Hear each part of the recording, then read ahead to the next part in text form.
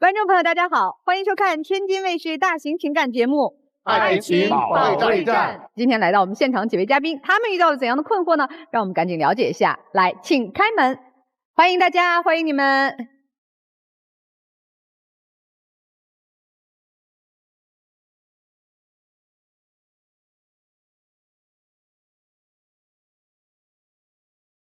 首先要疗愈的是本期第一对情感嘉宾，傅先生，44岁，来自辽宁，个体；周女士，47岁，来自辽宁，销售。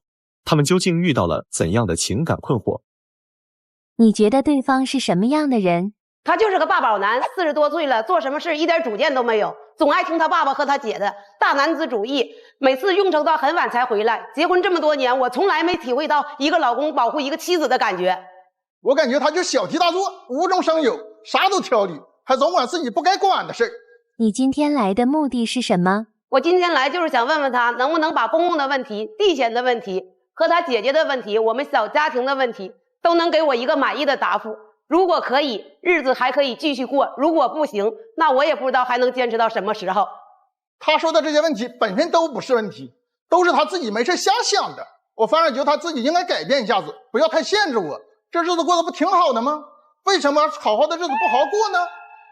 这俩人一看不在一个频道，一个人觉得全是问题过不下去了，一个人觉得哪有问题挺好的，是吧？但是我感觉最近这3年当中，我公公自从我婆婆去世以后，这3年当中就已经找了2个老太太，这是让我最不能接受的。不是人家公公找爱人，您有啥不能接受的？因为他第一个老太太当中，我婆婆去世2周年嘛，自己处的还是别人介绍的，咱不知道。然后就在农村嘛，跟老太太就是谈的已经差不多了。然后呢，告诉我对象，我要把农村的房子重新装修一下，我就又找个后老伴。那你谁不想过住舒服点吗？那你找后老伴，你都已经60多岁了，你为啥还要装修房子呀？那你儿子结婚的时候也没给咱们装修到多豪华呀？那就有钱也不能这么浪费花呀。不是这钱谁花的呀？这些钱都是公公自己拿的。花了多少钱？花了3万多块。但是我觉得，虽然他是他自己出的，这个钱没有必要再花了。这是老太太那边要求的，必须把房子里外重新装修才能跟他过日子。然后老太太又要了3万块钱彩礼啊，里里外外6万呢。这6万，那你光要3万块钱彩礼吗？结了婚时候还又办了5桌酒席呢。那5桌酒席花的钱咱就不算了。那老太太那边来了亲戚朋友，对吧？也有那么多亲戚朋友来了，到这吃点饭，咱招待人是应该的。是，这我可以接受。哎呀，机关枪呀，没成是吧？后来他那办了酒席，然后老太太跟他过了不到1年。老太太就走了，因为他们结婚虽然办的酒席，但是也没有领证啊，就是在一起搭伙过日子。我就知道他这么大岁数找老太太不可能领证，所以说他给他那些钱就是打水漂，那老太太就是来骗他钱的。钱也没亏。这就给他儿子打电话，说什么在家里待不了了，你得给我买房子，我得上你那儿去。那给买房子，那跟他儿子沟通，你也没跟我说呀。那买房也不用你掏钱呢？不用我掏钱，我是这家的一份子，我有知情权吗？自己在这小区找的房子。把房子都已经找好了，来装修的人都来了，才告诉我给爸在3单元买个房子。谁花的钱？我爸花的钱。这听起来好像逻辑上没有哪里不对啊！老爷子自己出钱在旁边买了个房，他趁着我父亲上我跟前来了，趁着我父亲花钱。买房子不叫花钱吧？你要说给老太太买了3万块钱的东西，这是花的钱还回不来了。房子买了不还在那儿吗？他趁着我父亲到我跟前了，意思说是岁数还年轻。但是我那么想的，他岁数不越来越大吗？早晚不就到儿子跟前了吗？啊，买完之后有啥冲突？老爷子搬过来，你们有矛盾？房子买完了，花了20多万买的房子，然后又花了5、6万块钱，又重装修，我们给花了3万块。哦，是不是咱家给拿了3万块？等爸就是不在那天，他不是咱们财产吗？那我现在我的日子过得也不是特别的富有，我为啥他自己买房子是他自己要买的，大头全让我父亲花的，那为啥装修钱还要让我搭好几万块呢？哎呀，行，听懂了，这不是后来又找了第2个老伴吗？这也是你们的矛盾吗？对呀，然后在这买了房子装修，然后直接他过来了，生活不到1年的时间吧，自己在小区里又找了一个老太太。去年过年的时候，跟老太太又办了点酒席，又请了好几桌。这个老太太更离谱，管他要了5万块。我看现在只要你爸找老太太要多少，你爸给多少。不是，不然呢？老爷子自己手里有钱，人愿意这个为了谈恋爱提供一些资金的支持，这怎么了？那你说老太太先头花了3万块钱，又装修的，不是老太太花过了不到1年，那这个又花这么多，那过了几天又走了怎么办呢？那把这钱不都打到老太太身上了吗？你想的也太多了吧？那我想的多啥呀？那前面有例子呀，那我好像明白了。我好像明白了，明白了。就是如果没有这些老太太，这些钱老人家100年之后应该是都留给我的。哦，对我对象就这么每想的。个老太太都是资产流失，是这意思吧？哦，对我对象就这么想的。懂了。所以你看，你这么生气是吧？对，啊，你看人家挺坦诚的，我就是生气是钱，你不给老太太乱花，将来都是儿子的，儿子的就是我的啊。还有姐姐呢。啊，对，我2个姐姐是倒不至于，因为我2个姑姐嘛，她的条件比我们过的日子比较好，然后也不可能要她那2个钱。但是我们俩结婚已经快20年了，我们家有60亩地啊。20年当中，我婆婆没有病的时候嘛，老头子和老太太嘛，自己都把这60亩地都自己种。然后等婆婆有病了之后呢，这个地呢就不种了，就去承包给别人了。我具体数目我不知道，但是我大概知道个有5、6万吧。所以说这些多年种的时候呢，我也没给过我1分地钱。我跟他结了婚之后，现在他不种了，往外承包呢，他也从来没给过我1分钱。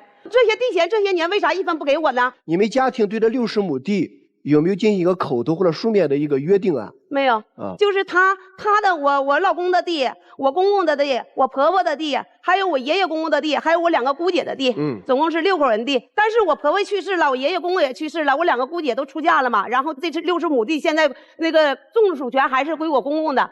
就这60亩地的收入怎么分呢？没有从来没跟我们分过，结婚这这些多年从来没分过我1分钱地钱。我是没分，而是我们要。他自己钱给我爷，我爷自己有钱，他自己过来舒心呢，他自己心里有底啊。哎，咱先放开钱的事儿，你和这公公呀，或者和婆婆呀，你们这小家庭和原来这个家庭感情好吗？有感情吗？没有感情，我跟我公公没法沟通，因为我跟他处对象的时候，我公公就不太同意，嫌我个儿小。我俩自己愿意，然后03年的年底我们办的婚礼，但是没有领证。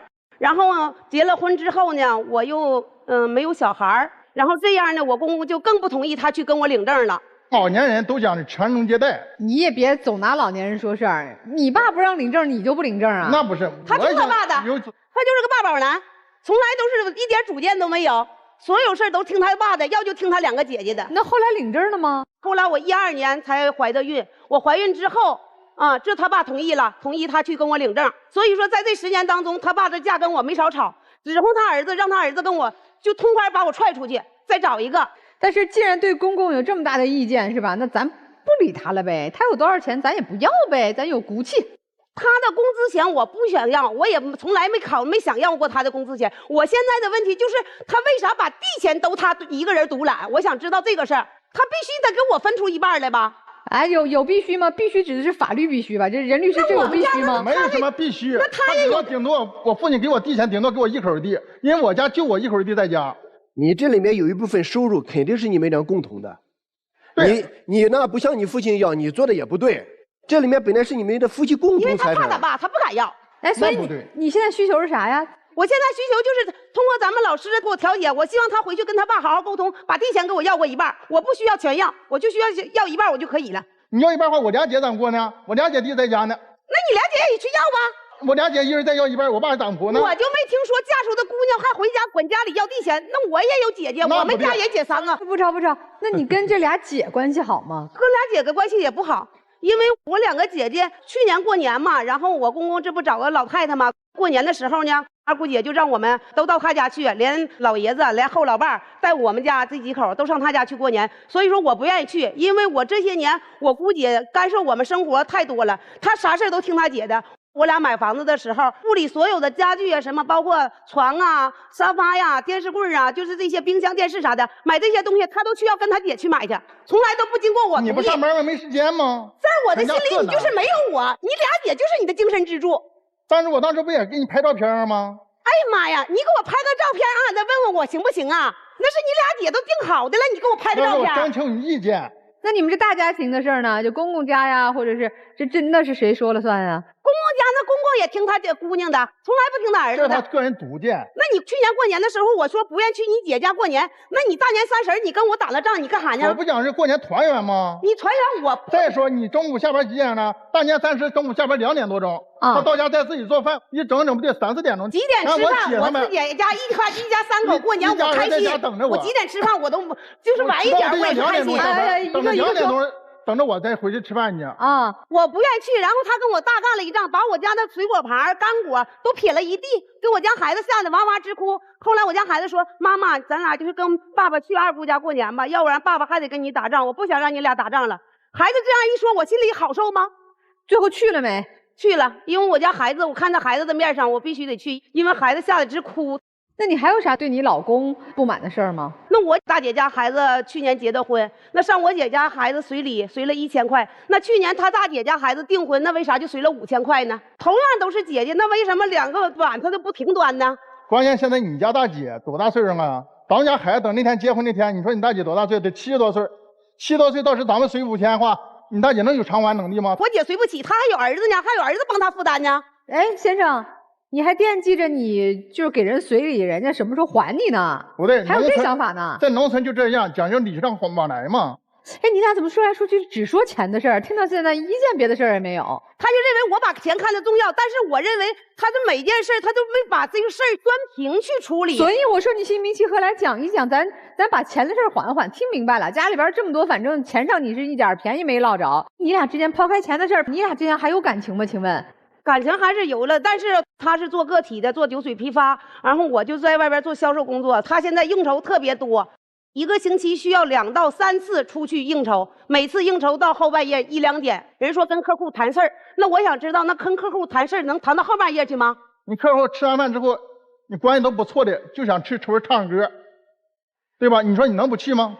我不也为这个家吗？为咱这小家吗？那你不应酬的时候呢？怎么对待老婆孩子的？不应酬的时候回来他是挺早，到家就是看手机，在床上一躺，再就是睡觉吃饭，这就是他的活儿，剩下从来家务什么的啥都不干。孩子学习也从来不闻不问，都是你，都是我，他就是大男子主义，都是应该女人干，不应该男人干。那你说我也在外面工作，对不对？2个人嘛，现在都是工作压力都挺大的。那我认为家务就应该2个人来分担，对不对？你也替我分担一点。如果说家务你不爱做呢，你可以把家务让给我多做点，然后孩子辅导孩子学习方面嘛，你多辅导孩子学习。孩子学习方面你连瞅都不瞅。不是先生说商量过什么？不让他上班？对。你不上班行不行？你在家，他销售赚钱。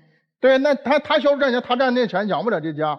他认为我挣的没有他的多，我是没有你挣的多，那我自己1年挣个4、5万是没问题的吧？你感觉咱们家现在4、5万够花吗？那你这一家人不能都靠我呀，对不对？那你不也得挣吗？我替他翻译一下，他的意思是，我也挣钱，你也挣钱，我也顾家，你也顾家。因为我成天不在家，我想让他自己在家把这家照顾。你为啥就不能回家呢？你成天不在家就特别厉害吗？不是，我们家要这音量，我也会觉得客户那儿很宁静。一个是语速，一个是音量。哎呀，你俩在家里天天这样交流吗？对，他说话声音就这样。他在那屋，孩子在那屋，他往床上一躺，看个手机，那屋孩子他连瞅都不瞅。反正就是对你和孩子都很冷漠。对，就很冷漠，就是也不跟孩子去沟通。男孩应该跟爸爸交流的更多，但是在我们家就不是这样，就跟他爸根本不交流，孩子根本对他不往他身边去。因为他在家太强势了。哦，你就避免跟和他有关的人更多的交流，省得招来这个嗡嗡嗡哈大音量，是这意思吧？对对。他说的你能理解吗？我理解不了。那你怎么还选择跟他在一起呢？能不能说点优点？我老公说实话也有对我好的时候，像每次的我过生日啊，然后我们结婚周年纪念日啊，说什么情人节啦，都会给我点仪式感呐、不管这是贵重的不贵重的小礼物，都会给我买一些，这也是他的好处。20多年都这样，都这样，从来没落过。哎呀，哦哟，那这是他的让我最满意的一个点。那你的需求是什么呀？今天我的需求今天就是让老师给我调解一下，然后让他回去能跟他爸爸好好沟通。把地钱给我分过点，然后呢，他别再这么大男子主义，别天天出去应酬，1个星期出去2、3回，一应酬到后半夜2、3点才回来，然后回家你也做点家务，帮我分担点，行吧？别看说2个人感情基础好20多年，但这日子确实过的，我们听着都这一小伙儿都脑袋大。哎呀，你们俩听着脑袋大吗？我觉得可能都是作为女生吧，我比较赞同姐姐的想法。因为你说结婚找对象嘛，都是找个避风的港湾，结果就是我感觉在大哥家好像，公公也好啊，姐姐也好啊，琐碎事有点太多了，感觉这风雨都是男方家庭带来的。我感觉还是大哥做的方法还是相对来说有一些对的地方，咱们也得尊重老人的生活方式，对不对？那听听老师们的建议啊。我看是这么几个问题吧。第一个是公公的结婚呀、再婚呀，包括这个买房子、装修呀，总之是花钱的问题，对吧？对。第二个问题，地租的问题。对。第三个问题，孩子的抚养问题。对。第四个问题，和你姑姐的相处问题。对对对。第二个问题不说了，因为地租的问题不说了，这个任务交给男士了啊。第一个问题和公公的问题是这样，这个呢是一个问题两个方面。首先呢，你公公呢，人家结婚这是他的自由。包括离婚、再婚，包括婚后的生活，你们无权干涉。但同时这样呢，你公公也无权干涉你们的生活，都要知道自己的边界在哪里。我觉得你那个担心，刚才雷老师说的很对，你就是担心这个钱花给了别人，最终呢，留不到你这里，是吧？对。我觉得你与其这样担心，还不如现在就修复好关系。你关系越这么僵，将来啊，你得到钱的可能性更少。和你姑姐的问题啊。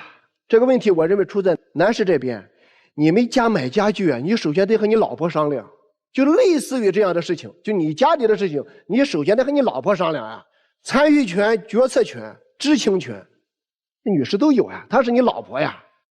第三个问题，孩子抚养问题，我给女士提个建议：135你管孩子，246你管吧，还多出一天共同和孩子交流。好，你觉得这个方法行吗？那一天我管都可以。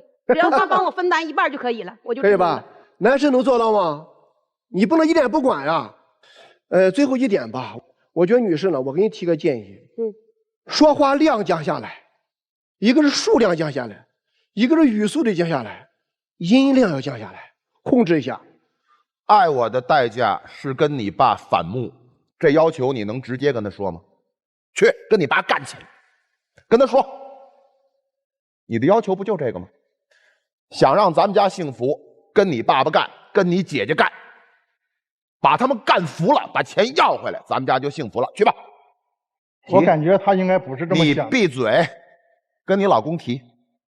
人得明白自己的要求的本质是什么，在语言表述上不是那么回事儿，做完了之后结果就那么回事儿。一个为了几万块钱把自己一家人的幸福埋葬在咆哮当中，你觉得你聪明吗？20来年当中，这地钱那可不是少数目，老师。好，10万，10万不止，20万。因为我们家我公公种的。你们家的幸福值多少？告诉我，你们家的幸福值多少？是无价的。你在家说话又没用，你还打断我说话，你都大事都不敢，你就算了吧。哎，我问一下，咱们家幸福值多少？开个价。幸福无价。哦，无价是吧？这20年，你攒出多少气？你每一次咆哮都在亏老本，你知道吗？那我想听听老师给我点好的建议。不用建议，这事就是算账。我们家的幸福值多少钱？20万以上就不少了。我那老公天天给我那么多仪式感，他心里有没有我？你心里明白。就是你们家这份宁静值多少钱？然后呢，他爹能不能跟亲儿子不讲理？你觉得一个爹我就跟亲儿子不讲理了，这是不是亲爹的特权？所以你的斗争是一个胜利的概率不高的斗争，你斗争的所有的代价是咱们家的幸福。你猜一下，你老公现在回家晚有多少的原因是因为你？你已经快把自己混成一个独守空房的人了。其实这个周女士啊，你这20多年的婚姻生活，该做的全做了，该得的全没得哎，连什么大姑姐姐当年都曾经帮你张罗买家具，什么给你办这个喜酒都现在也不理你，是不是？对，就是这种人就叫天生就败人缘啊，就把人缘全败干净。你知道你今天为什么变成这样吗？怎么做了那么多什么都得不到，想过吗？因为你老公太爱你。他把你惯的说话没边没沿儿，他把你变得情绪毫不控制，他把你惯的对你们的婚姻毫无忌惮。你是吃准了你老公，你怎么骂，怎么闹，怎么作，怎么不讲理，怎么大嗓门，他都不会走。所以你俩日子越过越差呀。本来是相爱的两个人，本来是愿意一起抵抗生活风雨的人，就被你的这种狂风暴雨式的沟通方式毁得差不多了。你要不改，我跟你讲，你的婚姻再过10年风雨飘摇，钱照样拿不到。这是说你的事儿啊，说先生啊，我觉得你确实在婚姻当中很多时候不作为，明明这个钱实话实说就是你们两口子的，你去要了也好，你没要也罢，至少跟你妻子要有个交代。还有你没发现你媳妇儿和你爸都挺像的吗？啊，都脾气暴躁是吧？人都不是坏人，你爸肯定不是坏人，你爸能善良的给俩老太太那么多彩礼，这事儿我也得说说你。你作为儿子，你说那咋了？我爸愿意找幸福，不对。老年人的婚姻，一，老年人自己得有一个清醒的认知，知道自己要什么，也要保护好自己的财产。二，作为子女也要有建议和就是跟老年人共同商量的这样一个责任。家里边的事情，尤其是作为我们年轻人，还是对老年人有更多的关心和照料。我觉得如果你完全不去管老爷子怎么谈恋爱，怎么给这个老太太钱，那也是你不负责任。家是一个真的是讲不了太多道理，是讲情感的地方。我刚才屡次问女士，我说你和公公感情怎么样，大姑姐感情怎么样，感情都不好，钱还能给了你？所以以后讲情吧，别老讲钱了，没用，好不好？希望你们是一个有感情的大家庭啊。我从时间线来给你们捋啊。先说女士这儿，你们当初在一起的时候，她的父亲就是反对的，所以接下来呢，你的一些所作所为，包括你现在在限制你的公公，限制他去谈恋爱，限制他的感情。我从好听的角度来说，这是一种心理补偿；但从难听的角度来说，它其实就等于报复。所以你自己啊，也想一个问题：你愿不愿意继续带着这份恨生活下去？还说你真的就想带着这个恨继续生活下去？如果你就想，那谁都救不了你。然后你们说到钱的问题，其实很多话题都离不开钱。你有很多的情绪，一提到钱，情绪也很大。但其实钱是你情绪的一部分，还有很大一部分情绪啊，这儿男方也要注意一下，还有很大一部分的情绪是在于他觉得你的一些行为对他有不理解、不尊重，他会觉得有些不公平啊。然后你的方式呢，就是那我就逃避，我就跑，然后持续下去，他远离的比例和时间都会拉长，这样下去还是很恐怖的。然后还有一点啊，就是你逼他去找他爸，从道理上来说，有些东西是属于你们的，没毛病啊，你可以这样去做。但是你想一想，你逼他爸和他爸当初逼他数落他啊，你不让你们在一起，是不是一个性质？就是你和他爸在用同样的让他难受的方式对他，他爸不能理解他，但你作为他的爱人，你能不能多为他想一想，去考虑一下？然后男方这儿有作为这个几个字你要记住，不管是回去对待孩子也好，还是说对待父亲也好，还是说你的一些行动，我相信呢，你不完全是没有作为的，但是我希望你能够把你的作为说出来，讲出来。好的，一个事情你敢讲，你敢说，你的逻辑也会更清晰，下一次你再去做的时候，也会更能够达到你想的那个结果，然后对双方也算是一种交代，他们也能看到你的付出。谢谢西大，谢谢老师，谢谢。想找西大解决情感问题的观众朋友呢，您在微信公众号当中搜索西大并添加关注，那记得要亮明您这个爱情保卫战粉丝的身份啊，就会收到我们的粉丝专享礼，为您的爱情保驾护航。我认为妻子的委屈一定得出，公公应该给你们钱一定得给，但是怎么出怎么给，我们需要列一个计划。计划之一，你先跳出你现在圈子，整个来看现在你们的关系。我问几个问题哈。第一，你儿子的关系和爷爷怎么样？不好，他爷爷根本就不联系他，从来爷爷不主也不给孩子花钱。动联系，也不给孩子花钱，又落在钱这儿了。好，那姑姐和你丈夫关系怎么样？他跟我老公关系好，跟我关系不好。那公公和儿子关系怎么样？那肯定好啊，肯定好是吧？好，破局之道就在这儿。你争了这么多年，要钱给了吗？没有，没给。所以说他做了什么？你做的有几点不到位。公公是一倔老头，对不对？对。但倔的同时，他有自己认知的障碍，他可能就认为这地就是我的，根本就没有你们的份儿。等我身故之后，我再给你们分，对吧？这是认知问题。这一点认知要提高，要让公公去认识到，甭管是普法呀，还是突然看到这么一个类似的事情，让他看，让他慢慢的让他接受这个事实。还有一点，被骗去，我不知道，暂且理解为被骗去那3万块钱，就是第一个老太太的。如果真是涉及到骗，你去找律师把那骗的钱拿回来送到公公面前，这你又得分了。我们要全方位分析这问题，怎么去找到破局之道，而不是在惯有的思维当中继续这么执行下去。老师们建议听到了哈，你们也思考一下哈。来，你们请坐，我们听听这对夫妻的故事。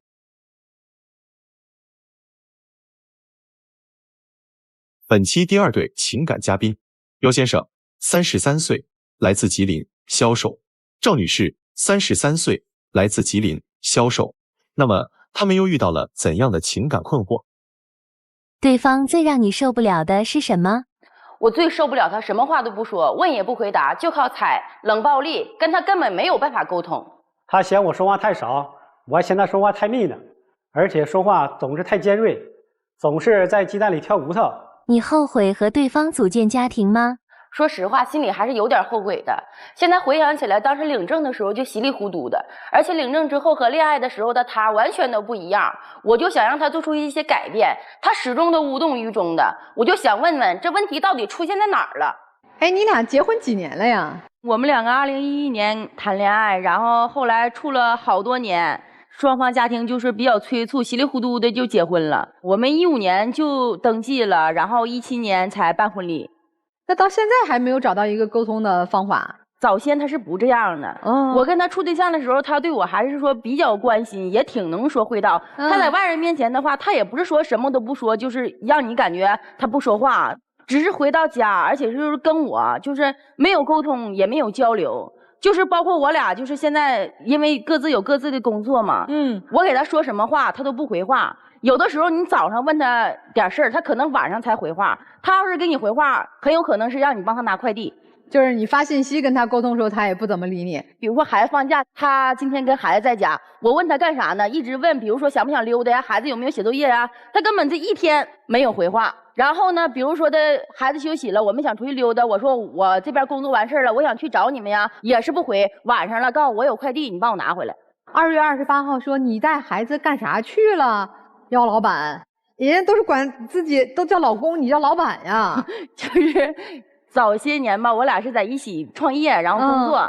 后来就是说这几年结了婚有了孩子之后，可能生意也不太景气，不太好，就不在一块儿了。就是那时候就互相有一个小称呼、小昵称之类的。现在这几年也没有了，他也不跟你说话，他也不跟你沟通。有的时候是呢没看到，在家里做事儿啊，就是没看到，没及时回复。我问个问题：2月14号最后一次对话是晚上8点13分，然后就是6天后的2月20号的5点多，你们的沟通夫妻之间。咱正常的习大，正常夫妻这沟通不得每天？但你们事隔6天，隔了5天，你们才有一次微信上的沟通。我们家现在的生活状态就是有事儿他跟你说事儿，跟你说话；没有事儿的时候他也不跟你说话，就是感觉那种爱搭不起理儿的那种状态。他还觉得挺正常，我觉得这个非常非常不正常。那回到家，你俩面对面的交流怎么样呢？面对面基本上也是不咋交流，就是有事说事儿。什么时候变成这样的？我觉得就是我不跟他在一起做生意之后，我们各自有各自的工作了，就是沟通越来越少，不能说是零交流吧，基本上我感觉是差不太多了，就是有我没我也无所谓。那按理说距离产生美啊，应该沟通才多呀，你分开之后应该不是我，其实现在回想起来，早先我们是做那个服装批发生意，就是主要吧，我们那会儿就是女装比较多，然后可能就是女生出力的方面也比较多。那时候他指你的时候，对你态度啥都可好了，真的，天天那花言巧语的，就是不说骗吧，也差不多少了啊。我又指你活的了哈，又那时候就是说的对你态度也好，就是这几年，然后我们不在一起了之后啊，他就是每况日下。都在一个屋檐下的时候交流吗，先生？交流也是肯定会有的。举个例子，你交流的时候，你哪里让你觉得不满意，或者哪里满意？当然回到家的时候，像我回到家稍微早一点，他回家稍微晚一点我每天再回家弄孩子，那孩子现在在幼儿园，现在学习压力特别大。完之后啥？幼儿园学习压力特别大？就是对个人，我们家就是个人孩子吧，只不能说整体。对我家的孩子，就是说就写东西还好一点，你让他读东西什么的，他就比较慢。其实我觉得吧，我打断一下啊，我觉得吧，不是说的我强势或者我管的事儿多，他总是就是说，而你稍等一下啊，你说人家不爱交流不说话，人家好容易说话了，你别给人打断了，我们还没听明白发生啥呢，能让他说不？能。这在跟孩子交流的时候呢，他回来的时候呢，就叫孩子去那边什么吃东西啊，这来玩一会儿啊之类的。但我感觉像这样打断事情，这没法进行下去了，下面后面。那你啥感觉啊？这个时候？但我的心情特别不舒服啊。所以你就更不愿意跟他说话了。对，我感觉他只是拿孩子当个由头和借口。那比如说你要是说对孩子事情啥的，真像你所说的这么上心的话，因为我家孩子再过2年就上学了，我也是无数次的跟他沟通，我说比如说咱家孩子可能过年就上学了哈，你看你跟谁谁打听打听哈，这个事情咱们有个规划。他没有跟你有回复，你说出来一个1、2、3了，你让我心里边有个谱，合适说这事怎么办？那我也不是说的非得搁这嘎达挑你毛病，你还老说我鸡蛋里边挑骨头，你得有毛病让我挑啊，对不对？那我咋没闲的没啥事挑别人毛病呢？他挑你毛病的时候是这种心平气和的说呀，还是大嗓门跟他们家似的呀？他不是那种大嗓门那种，但是说话就是特别尖锐那种，他说话的让人感觉特别刻薄那种，但是一说话让人特别反感。丈夫跟你说过之前，他觉得你说话刻薄？没有，现在可能嫌我刻薄了。早先在一起做生意的时候可没嫌我刻薄，因为我们那工作吧，它就是像批货，每天早上都集中在这一个时间段，这一个时间段是你创造利益的时间。那时候说话嗓门比现在还大，比现在还刻薄呢。那时候他也没嫌我刻薄。除了这个交流上有问题，其他呢？你们过日子其他方面呢？我要说了，你们可能都不能相信，我家孩子都4周岁、5岁了，我们没说一家3口说的出去溜达溜达哈，没有时间，人家家庭不追求这个，没时间去溜达吗，先生？就是销售行业嘛，有的是周6、周日的时候。哎，拉倒吧，你说的好像这全世界就你这么忙一个销售。说你核心的原因。第一个原因呢，就是第一个是工作方面的吧，稍微有一点。还有就是两人之间，现在就是没说嘛，就是有的事你一说事儿呢，他就鸡蛋里挑骨头，完有的时候说话尖酸刻薄，说话尖锐一点，就让人特别反感，但是就不想，就是有这个。所以主要原因是不想和他互动，不想和他一起出门，是这个意思吧？对。那你比如说他不愿意跟你交流，但是你有没有想过说咱营造个啥氛围哈？咱们我经常想给他营造氛围，比如说。结婚纪念日的时候，我就给他转一个521了，或者转个1314了啥的了，他也不收，人家也不给你过。我俩就处对象的时候给我过生日，自从结了婚了，尤其是有了孩子之后了，他根本不给你过生日。就去年我过生日的时候，就是你看一些好朋友啊，他可能都会记着哈，我朋友啥都给我买鲜花蛋糕哈，或者是给我订餐厅啥，出去聚一聚哈，招呼他。结果的话，我们下班了，我们人都到饭店了，人家给我忘了。他过生日呢，你记着吗？我给他过生日，我给他买鲜花，然后给他准备那个蛋糕、点蜡烛，然后他进门推开了，他说我有病，整这个没有用的，我可不明白了。我当时我老生气了，真的，我就恨不得我把他桌子都掀了，你赶紧给我走。走了没？走了，真走了，走了跟别人过生日去了。你说搁谁能受了？反正我是受不了。跟谁过生日？跟谁呀？就他的同事啥的。当时的时候呢是什么？是我一进屋的时候呢。但是确实说这话，但是话呢是个玩笑话。他总觉得他可幽默，只是个就是简单的玩笑话，有可能他就当真了，完就把桌子掀了，掀了之后那没办法，那话也收不回来了。就是他的笑点，我感觉跟大众的笑点，我感觉不在一个点上。小赵，我特好奇他跟谁过生日去了？就同事，我怎么听说还有前女友呢？前女友那前女友是咋回事？这个我替他解释一下子啊。就是、你还替他解释了？那个什么的，就是共同的同事。但是反正那个时候他俩，你能让他说吗？那个呢，只是什么呢？是都在一个单位的，但是当时的时候不知道是那个前女友去，但是说在朋友之间他们都定好了之后，他们就朋友叫朋友这样的，完才去的。他跟你大发脾气了吗？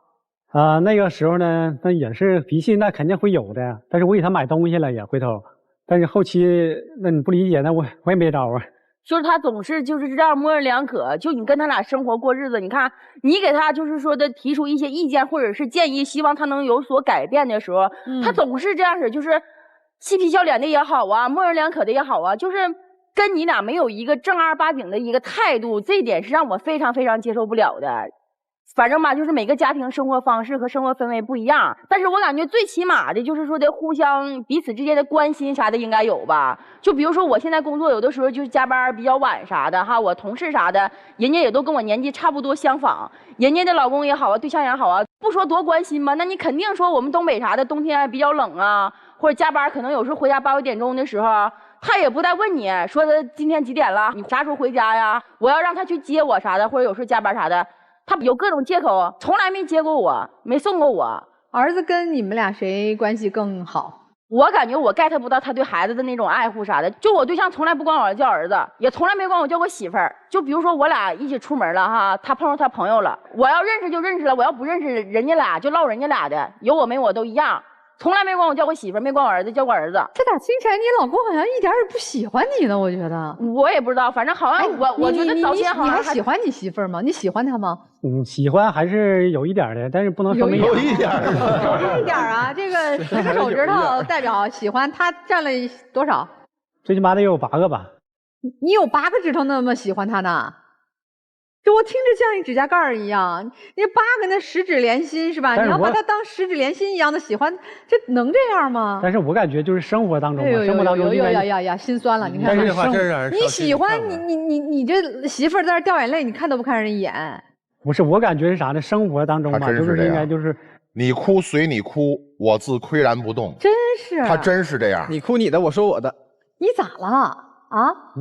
我感觉就是说，不是说像说的你能跟我们说实话吗？啊，你是觉得这生活特别索然无味，你没兴趣了，还是说你怎么了？你事业不顺，你心情不好，没情绪关心家庭，还是说你就对这家失望至极，就凑合过吧，反正也有孩子了？你是哪种啊？也不是，我感觉生活就是平平淡淡嘛，平平淡淡的情况下，就你觉得很正常？对，我感觉是正常的嘛。那这生活平平淡淡不是属于很正常吗？我感觉他有特开心的事儿吗？生孩子那天好像挺开心。不是，我是说他平时，你就比如说我平时盘个核桃，我能乐半天，就这事儿我能滋润半天。你就比如说有人是看足球，看完足球之后生气真生气，开心真开心，他有这事儿吗？你有这事儿吗？不是，你们俩日子过这么多年，我问你，他总得有一件喜欢能牵动他情绪的事儿吧？挣钱，他对挣钱比较感兴趣。我现在是赚钱赚得多吗？顺畅吗？我不知道他有多少钱啊。家里的财务是各是各的呀？不是各是各的，就早些年一起做生意的时候都是他的名，然后赚钱啥的就都打在他卡里了，因为还得需要进货啥的嘛。然后这么多年钱啥一直都放在他那块儿。然后我们买房子啥，房子也是他名；我们买车，车也是他名。反正家里需要钱就跟他要。反正家里我不跟他要，我自己有赚钱能力，我为啥冲你要啊？老幺啊，这个女人呢，已经替你把家庭功能都完成了，婚结了，证领了，孩子生了，功能都已经完成了。然后你呢，现在财产上也不透明，平时喜怒哀乐全省略。你不觉得对于一个人来说，在婚姻当中有喜怒哀乐，这是基本需求吗？还是你有什么别的想法？你直说。我觉得他真的他还没有啥别的想法，就是那不成，我没情绪，我在没想法，不是我，就是这个世界上没情绪、没想法，站你旁边的应该是电线杆子呀。我感觉他把赚钱的事情看得可重要了，真的，就是我俩的生活就是每天你就得上班，你得挣钱。姚老板，你赚到钱了吗？这些年他有钱，你钱为啥不告诉你妻子啊？你赚多少钱？公司规模多大？营生怎么样？你为什么不告诉他？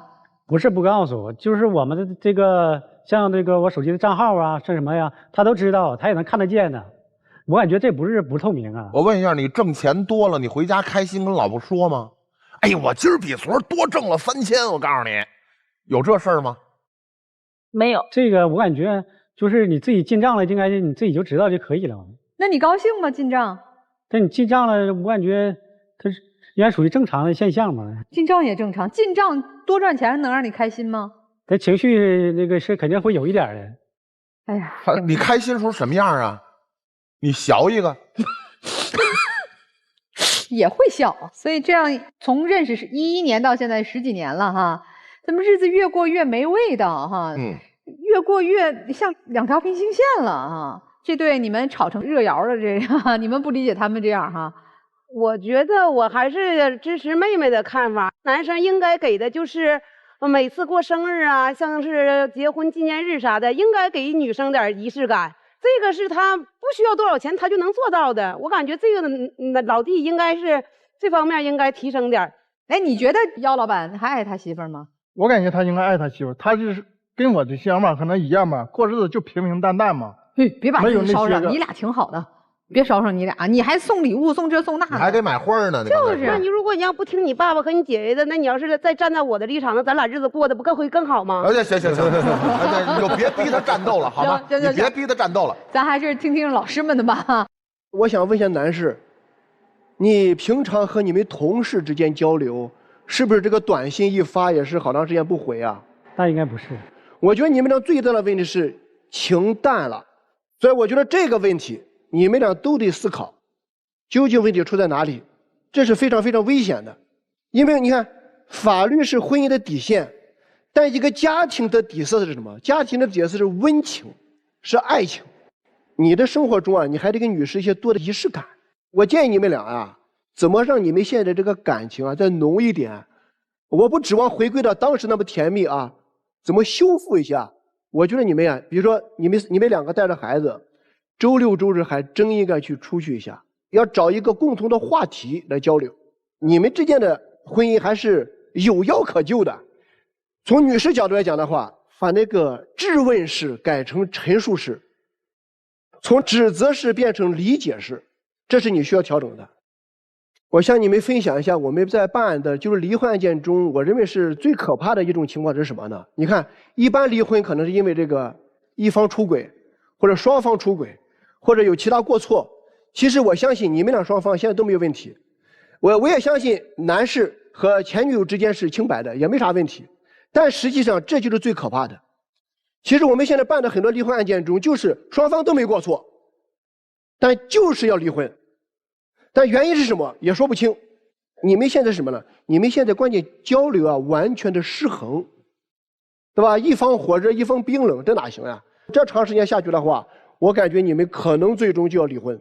就我有的时候我也感觉好像我总热脸贴你冷屁股，我咋的？我管你叫姚老板，你真觉得这家在家你还给我当老板呢？你发现没有？有的时候还更难一点是什么呢？有的时候你比如说我想降温，但其实男方呢他还是没改变，就这个事情就陷入一种无解了。有的情况是，哎，我女方比如说我说话多，我嗓门大，或者我太热情了，我适当调整一下，这时候另一方呢会有改变。我相信你现在做调整的话，男方也不会有太大的改变。就你们俩双方一个是淡了，现在有点木，你发现没有？有点麻木。所以呢，我对你们俩之间接下来的婚姻我是不看好的。大部分婚姻离婚不是因为矛盾，是因为没劲。咱们讲道理，如果我就是个无趣的人，别人有了别的想法，别人告诉我了，他希望我有趣一点，他告诉我了，他希望夫妻之间有喜怒哀乐的沟通，他用正当的手段跟我提出了所有的感情诉求，我是俩手一摊，哥们儿就做不到，随你便。我还是要努力努力。老姚说，我只能说是适当改变，适当改变，做一个试试，来个喜怒哀乐跟你老婆沟通，就现在。来，你刚才你老婆在现场哭了问半天，你站在那儿跟钉子钉那儿似的，你都没过去说安慰她一下，我就信你们俩真没任何情绪沟通。不能，那没有不能没有被谁改变。你看哄你老婆笑不难嘛？哄你老婆笑难吗？不难。老公如果跟妻子之间真的没有喜怒哀乐，这个妻子有点别的想法，谁都拦不住。但是如果我们做了自己的努力，我们做不到，我们起码让对方看出诚意。我真的有诚意，让我们的日子变得有滋有味儿。我今天多挣了500块钱，我回家跟你可开心了，直到你骂我一句，瞧把你美那德行。这是正常的。有多少夫妻到最后分道扬镳，不是因为矛盾，是因为没意思。好多东西啊，防微杜渐。这个姚先生啊，如果真离婚，你接受吗？真离婚应该是不能接受。不能接受，为啥？是不是还有孩子啊？我就怕你说这个，就真离婚我肯定不接受。如果你能说出来，那我们还有感情呢，那我觉得咱还能去调整调整。你的这段婚姻对你来说，我听起来啊，咱客观的讲，就是因为有个孩子，有这么一个身份在，有这么一个角色在，其他我听起来和我们正常的婚姻观背道而驰。我觉得你们婚姻真的是出了好大的问题。婚姻不是完成任务，如果只把婚姻当做一个完成任务，这个三观有问题。对呀，我支持你。哎，你如果只是为了什么繁衍后代，给孩子一个什么一个壳，那这样的婚姻，我觉得不是我们要保卫的。我不知道为什么你10几年的婚姻把你打磨成这么个样子，不知道你们10几年怎么一路走过来。但我今天看到的一个，就是对婚姻、对情感非常冷漠麻木的人。并且说实话，你一点都不喜欢你的妻子，你正眼都不带看她。其实你妻子虽然经历了10几年的婚姻的折磨，她还身上有一股子朝气，有一股子对生活充满了这个兴趣和需求的状态，还没被你磨灭成一个跟你一样死气沉沉的人。那既然我觉得愿意来，哪怕丈夫说我为了孩子，或者为了10几年曾经走过的路，我还没想放弃，哪怕女士说我既然来，我是希望他改变，也是对婚姻还是抱有一丝期待的。那咱能不能从自己开始调整？你用尖酸刻薄的方式，你认为通过打压他或者嘲讽他，他能有所举动、有所变化？你错了，你用的方式方法是错的。就像他们家也一样，大声咆哮能解决问题吗？啥都解决不了。你也是方式方法全用错，尖酸刻薄能换来他对你的喜爱吗？只能越来越讨厌你。所以如果想要情绪价值的，从自己做起，改变自己沟通的方式，好好说话，多鼓励。这么一个木讷的人，你不鼓励，你反讽，适得其反，更不愿意和你在一起。先生，如果不想婚姻结束，不管为了什么，你要拿出些生活的热情对待妻子。所以都给自己敲敲警钟啊！想要维持一个长期的婚姻，从自己做起。咱算同龄人啊。我这么问你，我从你这儿听到了，女方我先不说你啊，你先，哎，你看你就一直在笑，你这生气也笑，什么也笑，你说这性格其实挺好的。然后男方这儿啊，就是你真的可以向你的爱人学习一下他这个情绪的丰富，哪怕生气的时候，哎，他不生气，他用哭笑不得，他怎么样？他有一个表达，他有一个状态，在你这儿就完全没有，好像你惹他生气了，然后你心里可能是笑的，然后所有情绪都要在他身上去体现出来一样，这是很拧巴的。然后他就会有一种感觉，就是你现在很冷漠，或者是爱无能这样的一个状态。如果说啊，你是经常性的，已经持续了很长时间了，比如说半年到1年了，你不行，试着去检查一下，看一下是不是神经性的原因。那这个不是神经病的意思啊，只是检查一下。比这时间还长。哎呀，挺可怕的。去检查一下是不是有神经性的原因，如果没有神经性的，可能就是有心理性的一些原因，去检查一下。其实我说实话，可能就是每个人家庭生活氛围不一样。就我家，就是包括我回家，就我爸我妈都是姑娘啊儿子呀，就是有说不完的话题。就后来我就发现，就是他家吃饭就是吃饭，没有声，一家人都无趣。一家人不是一家人不进一家门。原生家庭影响的。然后我想先问你一个问题啊，你跟你老婆在一起，你觉得幸福吗？幸福还是有。那你能不能现在就现场，你跟你老婆说一句，老婆我跟你在一起很幸福，别加有点，能不能现场说一句，看着她，当着她的面跟她说，老婆我跟你在一起很幸福，表达出来，老婆我跟你在一起很幸福，大一点声，老婆我跟你在一起很幸福，这就对了吗？以后啊也别总整那些什么有点啊，好像啊正常现象，这种模棱两可的态度，如果持续的时间更长，对于女方和孩子和家庭来说都会是很大的伤害。谢谢西大。电视机前观众朋友呢，如果也想找西大来解答您的情感困惑，您在这个微信的公众号啊搜索西大，添加关注，那记得回复爱情保卫战5个字，可以获得我们的粉丝专享礼，同时呢为您的爱情保驾护航。女生，我问你一下哈，一个问题，当他说我是有点喜欢你或有点爱你，还有点的时候，你哭了，但是你真的内心深处他就只对你有一点吗？我觉得不是。当然不是，就是你如果你能理解他是这种表达方式的时候，那他说你有病啊，其实就能自洽了。但你会在这种点上你去借其发挥，因为你憋了很久了，你忍了很久了，你终于可以有一个名正言顺的他说错话，然后我要表达我情绪那个点了，一下你爆发了。其实你内心深处知道他那个表达不是他表达的那个样子。所以丈夫啊，我认为他是一个什么类型的人呢？他会目的性很强，比如说近期钱挣钱会让他开心。的确，这就是他现阶段的一个主要目标。他所有的精力、所有的思维、所有的状态都在围绕这个目标去展开。所以说，我认为现在解决你们的问题的关键在于什么？你们要合在一起做事儿。如果说我们某一个项目咱们投入很大，我们很谨慎不去做可以，但我们可以在某一件事情上小试牛刀，去试一试。你们两个一起去做事情。真的，我发现那个就是微信上从2月14到2月20号之间是没有联系的，我觉得好可怕。你们真的现在互动就需要找个事儿，找工作上的事儿。他兴趣点不在咱那儿吗？你在他的兴趣点上去发挥你的价值，他看你就会很开心了。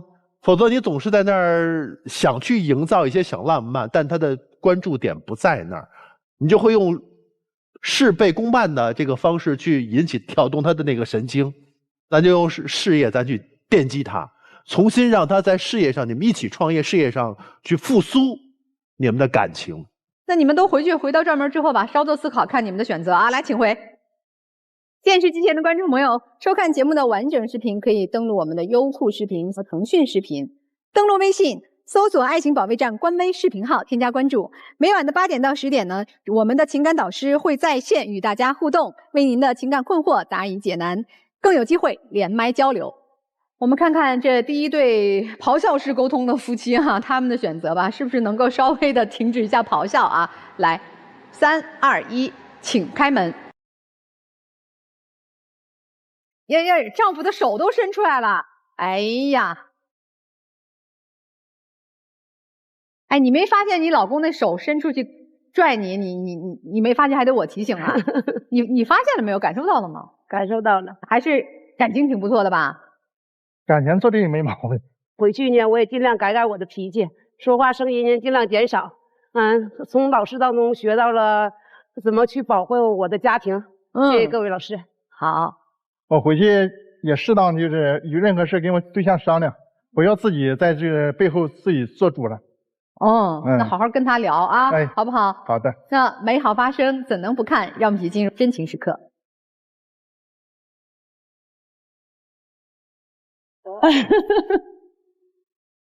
呀，请亮灯吧。呵，这20多年的夫妻哈，俩人还红着小脸亲一下额头，感情没问题。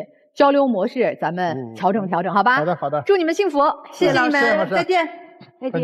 来。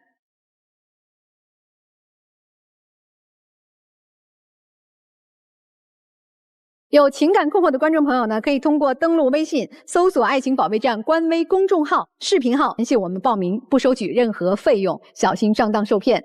来，咱们看看这对夫妻啊，看似没有大的争吵，但是还是暗潮涌动，有很多危机。看看他们的选择，来，请开门。啊，走了，正常。这是哪点没谈拢啊？是丈夫不愿意改，还是妻子不愿意调整啊？所以说他们就是不具备改变的可能性嘛。我觉得可能是妻子觉得自己没问题，丈夫就这样嘛，对吧？平淡嘛。对，妻子始终不接受现在状态，他们还是要回去更多的思考一下，怎么把婚姻的状态调整调整。那婚姻的路还是自己去走啊，希望能够找到彼此认可的相处的方式。好了，接下来让我们一起进入婚恋新说法。离婚后，对方不给抚养费，我可以不让前夫来看我的小孩吗？不可以，因为抚养费的支付和探望权的行使是2个独立的法律义务和权利，不能因为对方不支付孩子的抚养费，就直接剥夺其对孩子行使探望权。在此建议这位网友从2个方面来解决这个问题。一方面，如果对方不支付抚养费，您呢可以向法院提起诉讼，要求对方支付拖欠的抚养费。另一方面，如果对方存在酗酒、暴力等行为，您呢仍然可以向法院提起诉讼，要求终止其行使探望权。感谢电视机前观众朋友的收看，也感谢我们老师们的分享。我们下次爱情保卫战再见。